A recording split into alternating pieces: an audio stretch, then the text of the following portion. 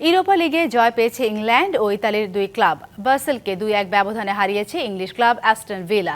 এ জয়ে ভিলা লিখেছে শতবর্ষের এক রেকর্ড। টানা 8 ম্যাচ জিতে তারা পৌঁছে গেছে শেষ 16-র আরও কাছে। অন্যদিকে নিজেদের গোলবার ক্লিন শট রেখে জয় পেয়েছে রোমা। সুইজারল্যান্ডের সেন্ট জ্যাকব পার্কে মূল একাদশে রোটেশন আনলেও থামেনি উনাই এমেরির দলের জয়ের ধারা। ম্যাচের শুরুতে এগিয়ে যায় ভিলা। এভান গেসার দারুণ ফিনিশিংয়ে লিড 1-0। কিন্তু ম্যাচে প্রাণ ফেরায় বাসেল। দর্শক সারিতে ছিলেন সুইস টেনিস লিজেন্ড রজার ফেদেরারও। আর ততক্ষণে মাঠে শাকিরির নিখুঁত ফ্রি কিকে ফ্লাভিউস দানিলিউচের চমৎকার ফ্লিক সমতায় ফিরিয়ে দেয় হোম দলকে।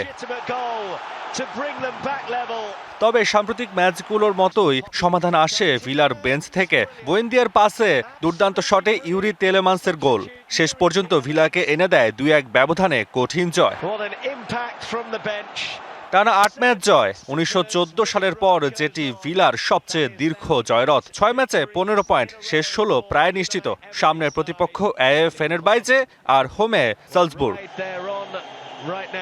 এদিকে স্কটল্যান্ডে সেল্টিক পার্কে ক্লাসিক ইতালিয়ান নিয়ন্ত্রণ রেখেছে রোমা। ম্যাচের প্রায় 6 মিনিটে লিয়াম স্কেলসের আত্মঘাতী গোলে 1-0 এগিয়ে যায় তারা। তারপর পোস্টে বাধা পেলেও থেমে থাকেনি ইভান ফার্গুসন। টেকট্রা মিক্সার গ্রাইন্ডার ঝামেলা কমায়, সময় বাঁচায়।